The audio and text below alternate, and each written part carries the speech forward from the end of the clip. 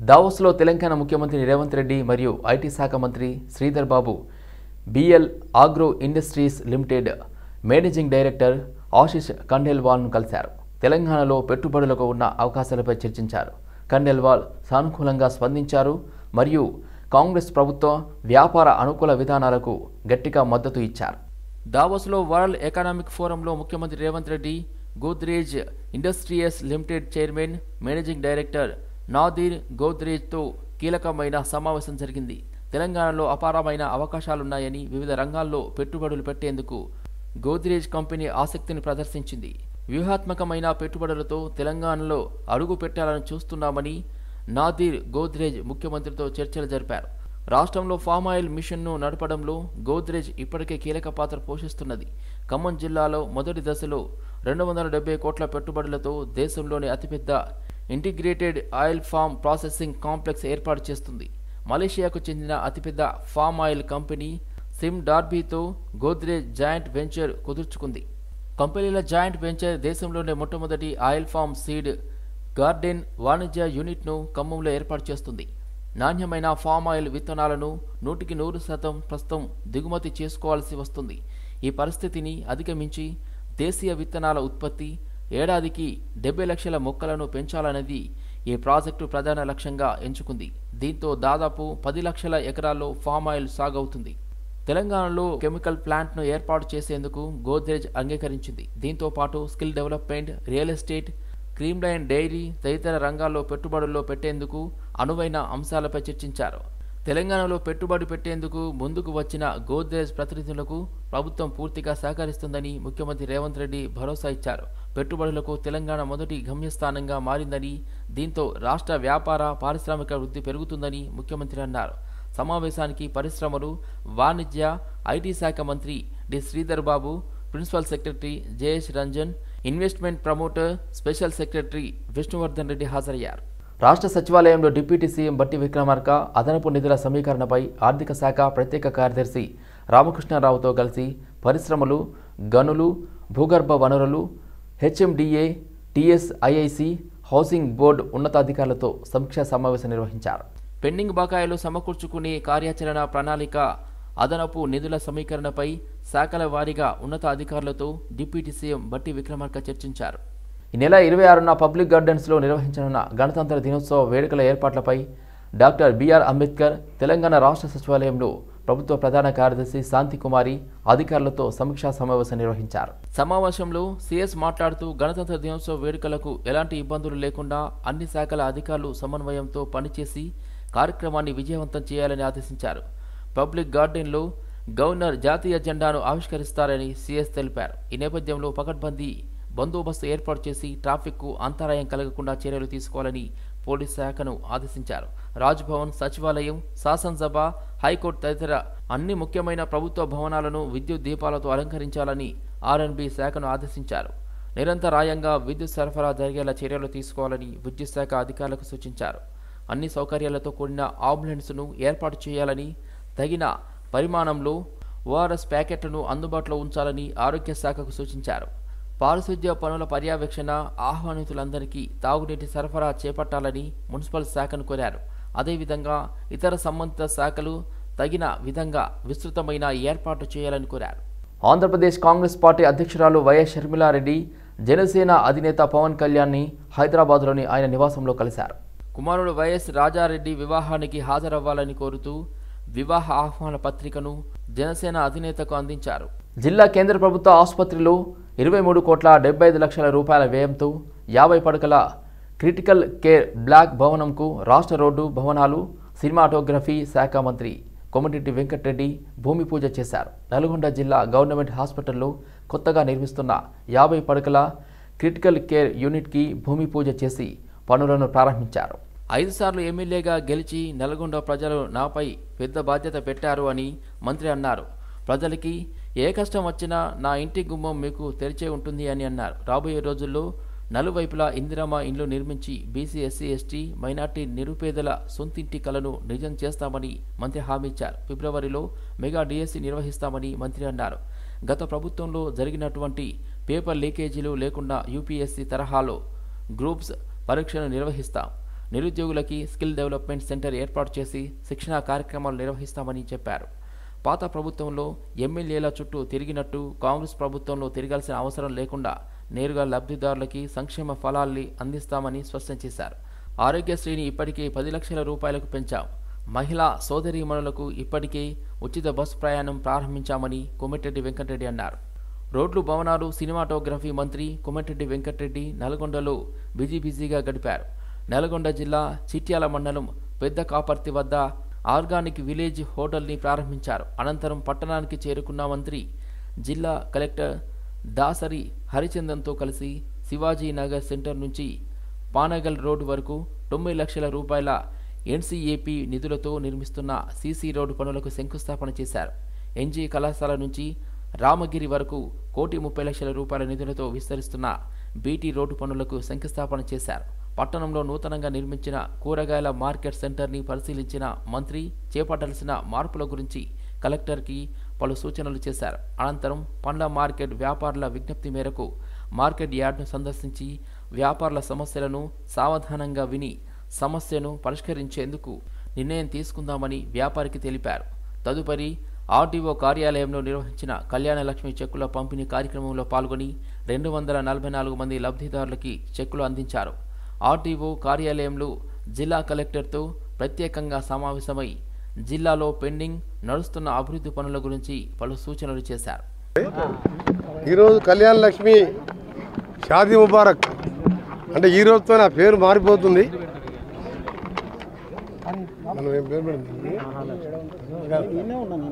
మహాలక్ష్మిలో భాగంగా మీరు పెట్టిన పథకాల్లో భాగంగా దానికి తోడు 1 లక్ష రూపాయల నగదుతో పాటు తులం బంగారం పెళ్లి రోజు ముట్టేటట్టు పెళ్లి కానుక ఇవ్వబోతున్నాం. ఈ రోజుతో ఎమ్మెల్యే చుట్టూ తిరిగే చెక్కులు పంచే కార్యక్రమం. ఎమ్మెల్యే చెక్కులు పంచాలి, దాని మీద ఎమ్మెల్యే సంతకం పెట్టాలి. ఆయన టైం దొరికినప్పుడు ఆయన ఇంటికి పోతే చెక్కులు పంచాలి. ఇదేమన్నా అలా తాత సొమ్మ? ఎమ్మెల్యేలు కేసీఆర్ ఏమైనా ఫామ్ హౌస్ అమ్మిన పైసలు అయ్యేమన్నా? ప్రజలు కట్టిన పన్ను ప్రజలకు ఇస్తానికి ఎమ్మెల్యే ఇంటి చుట్టూ తిరగాలనా? అందుకని ఇలా లాస్ట్ అండ్ ఫైనల్ నేను కలెక్టర్ గారు ఆ పాత చెక్కులను డిస్ట్రిబ్యూట్ చేసి ఆ విధానానికి స్వస్థ పలికినాం. ఇక ముందు నేరుగా లబ్ధిదారునికి ఎంఆర్ఓ గారు, ఎండిఓ గారు, ఆ గ్రామ సర్పంచ్, స్థానిక నాయకులు తీసుకుపోయి ఇస్తారు. మా స్కీములు కూడా మొన్న తీసుకున్న 1,30 లక్షల అప్లికేషన్లు కూడా రచ్చబండలో నిర్ణయించి అక్కడనే బెనిఫిషియరీ నిర్ణయిస్తాం. పార్టీలకు అతీతంగా ఇస్తాం. కండుకోకుండానే ఇల్లు ఇస్తా, కండుకోకుండా దళిత బంధు ఇస్తా, ఇవన్నీ బంద్. మళ్ళా చెప్తున్నా, కారు స్క్రాప్ కింద అమ్మబడింది. సంగారెడ్డి జిల్లా కొల్లూరు పోలీస్ స్టేషన్ పరిధిలో ఇంట్లో పనిచేస్తూ చోరీ చేసిన 3 దొంగలను సైదాబాద్ పోలీసులు అరెస్ట్ చేశారు. నిందితుల నుంచి కిలో బంగారం, 2,90,000 రూపాయల నగదును స్వాధీనం చేసుకున్నారు. నిందితులు చోరీ చేసిన సొమ్ముతో తమ సొంత ప్రాంతాలకు పరారయ్యే క్రమంలో అరెస్ట్ చేసినట్లు మాదాపూర్ డీసీపీ వినీత్ తెలిపారు. నిందితులు ఒరిస్సాకు చెందిన ప్రభాకర్ మాలిక్, తపన్ దాస్, సచీంద్ర దాస్, రతికంఠ దాస్ గా గుర్తించామన్నారు. ఇంట్లోని లాకర్ ఓపెన్ చేసి బంగారం, వజ్రాభరణాలు, నగదుతో దొంగిలించారని డీసీపీ వెల్లడించారు. కేసు దర్యాప్తుల్లో భాగంగా నిందితులను కొల్లూరు పోలీసులు గోపనపల్లిలో 4 నిందితులను అదుపులోకి తీసుకుని కేజీ బంగారం, 2 లక్షల స్వాధీనం చేసుకున్నామని పేర్కొన్నారు. యాజమాన్లు ఇళ్లలో ఎవరైనా పనికి పెట్టుకునే ముందు వారి గురించి పూర్తి వివరాలు తెలుసుకోవాలని సూచించారు. Nandyala Narasimha Reddy additional deputy commissioner of police Madhapur under the supervision of Narasimha Rao ACP Miyapur, K Shashankar Reddy ACP CCS Hyderabad under the leadership of K Ravinder SHO VS Kollur and Sanjeev Inspector CCS Madhapur. So I appreciate all these officers and also CP sir has appreciated their effort and an appeal to public edante better to use central locking system. Ippudu varaku vallu central locking system vaadట్లేదు. చాలా మంది చాలా high rise apartments ఉన్నాయి. అలాగే number of indwellers and also houses are more because of developing area. ఇక్కడ proper locking systems పెట్టుకోవడానికి వాళ్ళకి request. అలాగే security staff ఎవరెవరు ఉన్నారో ఇన్ దేర్ గేటెడ్ కమ్యూనిటీ వాళ్ళని కూడా ప్రాపర్గా బ్రీఫింగ్ చేయాలా. ఎప్పటి నుంచి ఎప్పటి వరకు వాళ్ళు లీవ్లు ఉంటారు, అక్కడి నుంచి అవుట్ ఆఫ్ స్టేషన్ వెళ్తున్నారు, అది కూడా నియరెస్ట్ పోలీస్ స్టేషన్స్కి కూడా వాళ్ళు ఇంటిమేషన్ ఇవ్వాలి. అండ్ చాలామంది డెలివరీ బాయ్ రూపంలో వస్తున్నారు, వాళ్ళని కూడా ప్రాపర్ చెకింగ్ చేసి ఈ సెక్యూరిటీ స్టాఫ్ వాళ్ళ దగ్గరకు వదిలేయాలి. దక్షిణ మధ్య railway general manager Arun Kumar Jain ఈరోజు జనవరి 17, 2024న సికింద్రాబాద్లోని రైలు నిలయంలో అన్ని శాఖల ప్రిన్సిపల్ హెడ్లతో కలిసి జోన్ అంతటా రైలు కార్యకలాపాల భద్రతపై వివరణాత్మక సమీక్షా సమావేశాన్ని నిర్వహించారు. సమావేశంలో సికింద్రాబాద్, హైదరాబాద్, విజయవాడ, గుంతకల్, గుంటూరు మరియు నాందేడ్ మొత్తం 6 డివిజన్ల డివిజనల్ రైల్వే మేనేజర్లు మరియు chief work shop manager Lalaguda video conference ద్వారా పాల్గొన్నారు. జోన్లో రైలు కార్యకలాపాల భద్రతపై జనరల్ మేనేజర్ సమీక్షించారు. దక్షిణ మధ్య railway general manager Arun Kumar Jain అప్రమత్తతపై మరియు అనివార్య సంఘటనలను నివారించడానికి భద్రతా డ్రైవ్లు మరియు ఆకస్మిక తనిఖీలను నిరంతరం నిర్వహించాలని అధికారులను ఆదేశించారు. బ్రేక్ బైండింగ్లను మరియు రైల్వే ఆస్తుల నిర్వహణపై ఆయన సమీక్షించారు. భద్రతా సంబంధిత పనులకు హాజరు కావడంలో జాప్యాన్ని నివారించేందుకు అన్ని విభాగాలకు కలుపుకొని చిన్న వైఫల్యాలను కూడా సంయుక్తంగా పరిష్కరించాలని డివిజనల్ రైల్వే మేనేజర్లందరికీ ఆదేశించారు. లోకో పైలట్లు, అసిస్టెంట్ లోకో పైలట్లు, ట్రాఫిక్ ఇన్స్పెక్టర్లు, యార్డ్ మాస్టర్లు, పాయింట్స్ మెన్ మరియు ఇతర క్షేత్రస్థాయి సిబ్బందికి సురక్షితమైన పని విధానంపై ఆచరణాత్మక ప్రదర్శనతో పాటు రెగ్యులర్ కౌన్సిలింగ్ క్రమం తప్పకుండా అందించాలని జనరల్ మేనేజర్ సూచించారు. రైలు కార్యకలాపాల నిర్వహణ, సిబ్బంది పని వేళలపై కూడా ఆయన చర్చించారు మరియు సిబ్బందికి సరైన విశ్రాంతిని ఇచ్చేందుకై ఖచ్చితమైన ప్రణాళిక సిద్ధం చేయాలని డివిజనల్ రైల్వే మేనేజర్లందరికీ సూచించారు. రైల్వే స్టేషన్ల పునరాభివృద్ధికి సంబంధించి జరుగుతున్న మరియు కొత్తగా ప్రారంభించిన విభాగాలకు సంబంధించి కొనసాగుతున్న పనుల పురోగతిపై సమీక్షించారు. రైల్వే బోర్డు నిర్దేశించిన గడువులోగా పనులు వేగంగా చేసి పూర్తి చేయాలని అధికారులను ఆదేశించారు. 2 ఎమ్మెల్సీ స్థానాల్లో కాంగ్రెస్ అభ్యర్థిగా తన పేరు ఉంటుందని భావించిన ఆ పార్టీ నేత అద్దంకి దయాకర్కు షాకిస్తూ అధిష్టానం టికెట్ నిరాకరించింది. ఎమ్మెల్సీ అంశంలో పార్టీ తీసుకున్న నిర్ణయం పట్ల చాలా మంది నా అభిమానులకు, తర్వాత పార్టీ అభిమానులకు కొంత ఇబ్బందికరమైన పరిస్థితి వచ్చి ఉంటుంది. బట్ పార్టీ కొరకు మనం సహనంతో ఉందాం. పార్టీ నన్ను ఇంకా మరింత మంచి పొజిషన్ కొరకు ఆలోచిస్తుండొచ్చు. కాబట్టి ఇది రాకపోవడం వల్ల ఏదో అద్దంకి దయాకర్ అన్న మీద ఏదో కుట్రనో నష్టం జరుగుతుందని భావించకండి. ఎందుకంటే డెఫినెట్గా నా పట్ల కేంద్ర పార్టీ కానీ రాష్ట్ర పార్టీ కానీ చాలా సీరియస్గా కన్సర్న్ ఉన్నది. అది నాకు కూడా తెలుసు. దీపాదాస్ మున్షి గారు కూడా నాతో నిన్న మాట్లాడినప్పుడు చాలా స్పష్టంగా కూడా చెప్పడం జరిగింది. కాబట్టి పార్టీ యొక్క విధేయునిగా పార్టీ నిర్ణయాలను గౌరవించాల్సిన బాధ్యత నాపై ఉన్నది. ప్రతిసారి అద్దంకి దయాకర్ అన్నకే నష్టం జరుగుతుందని భావించే మిత్రులు ఎవరైనా సరే, మంచి జరగబోతుంది కాబట్టి అందరూ కూడా సంతోషంగా ఉండండి. పార్టీ అధికారంలోకి వచ్చింది. దయాకర్కి అవకాశం ఇవ్వడం అనేది పార్టీకి చాలా చిన్న విషయం. కాబట్టి దీన్ని మనం పెద్దగా చూడకుండా పార్టీ భవిష్యత్తును మరింత ఆలోచించే వాళ్ళుగా మనం అందరం కూడా రేపు ప్రజల పాలన ఎట్లా ఉంటుందో మనం అందరం కూడా కలిసి ముందుకు తీసుకుపోవడానికి ముఖ్యమంత్రి గారికి, కేబినెట్కు మనం అందరం కూడా సహకరించాల్సిన అవసరం ఉంది. నన్ను పార్టీ మంచి అవకాశం ఇస్తుందని నేను ఆలోచిస్తున్నాను. అయోధ్య రాముడి లడ్డు శోభాయాత్ర సికింద్రాబాద్ వెస్ట్ మారడ్పల్లి పికెట్లోని సంతోషి మాతా దేవాలయం నుండి ప్రారంభమైంది. బీజేపీ అగ్రనేతలు మురళీధర్ రావు, చారా సురేష్ రెడ్డి, శ్యామ్ సుందర్ గౌడ్ తదితరులు లడ్డూ పూజలో పాల్గొని నాగభూషణం రెడ్డి, కృష్ణకుమారి దంపతులను అభినందించారు.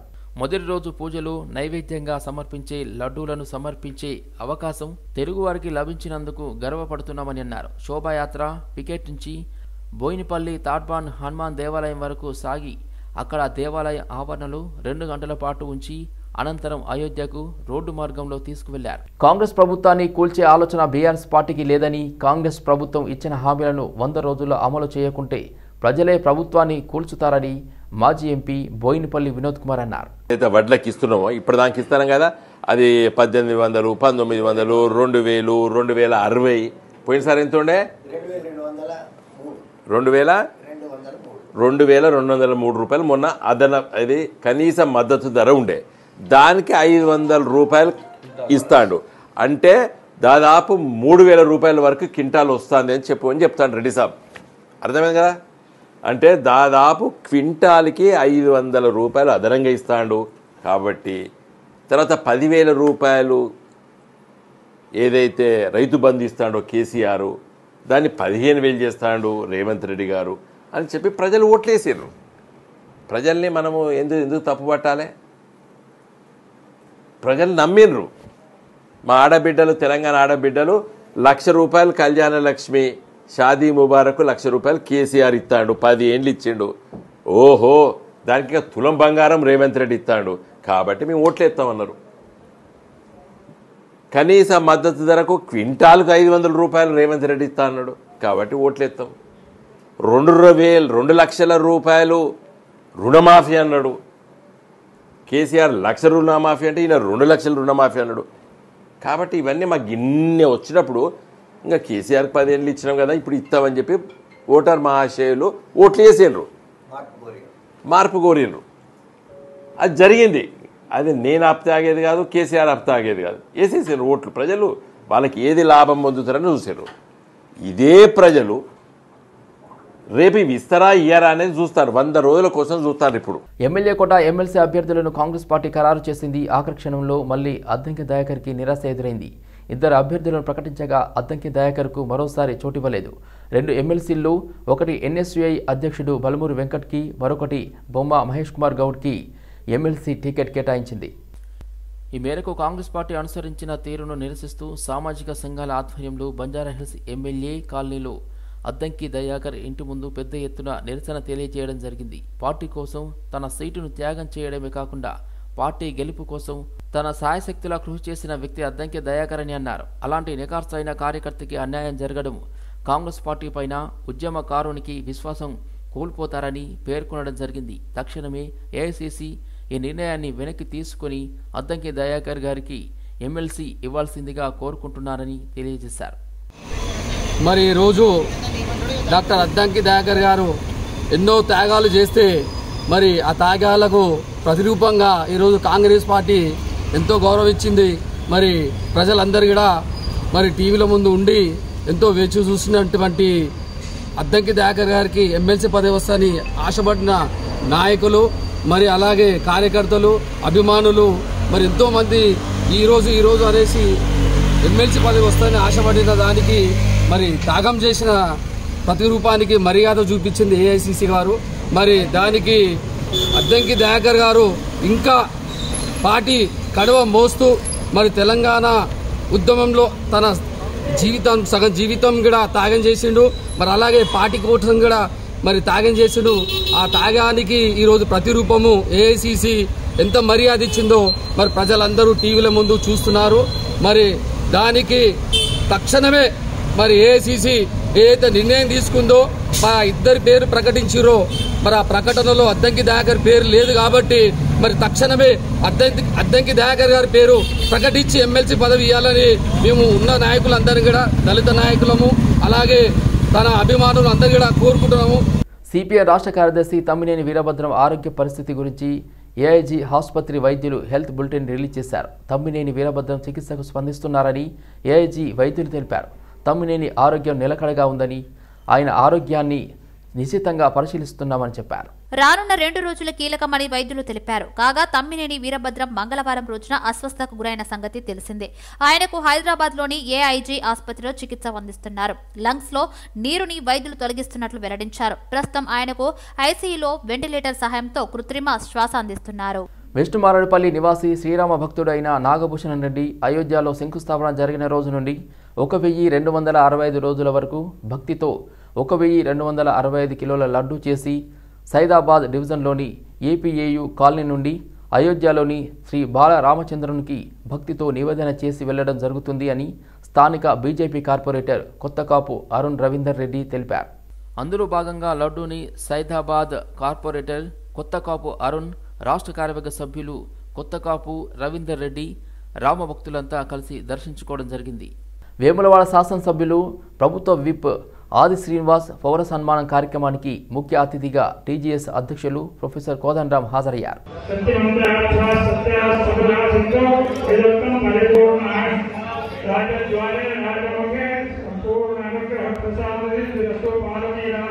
Saidabad police commissioner Avinash Mahanti Medchal police స్టేషన్ను ఆకస్మికంగా తనిఖీ చేశారు.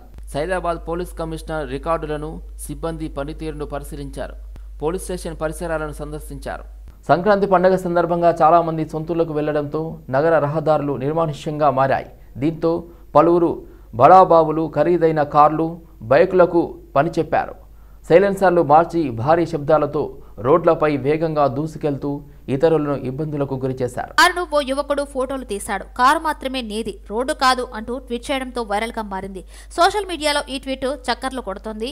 పోలీసు ఉన్నతాధికారులు స్పందించారు. సదరు కారు నడిపిన యువకుడిపై జూబ్లీహిల్స్ పోలీసులు సుమోటో కేసు నమోదు చేశారు. లాంబోర్గిని కారును సీజ్ చేయాలని అధికారులను ఆదేశించడంతో పోలీసులు కేసు నమోదు చేసి గాలింపు చర్యలు చేపట్టారు. ట్వీట్ చేసిన సదరు కారు నడిపిన యువకుడు తన మొబైల్ ఫోన్ను స్విచ్ ఆఫ్ చేసినట్లు పోలీసులు తెలిపారు.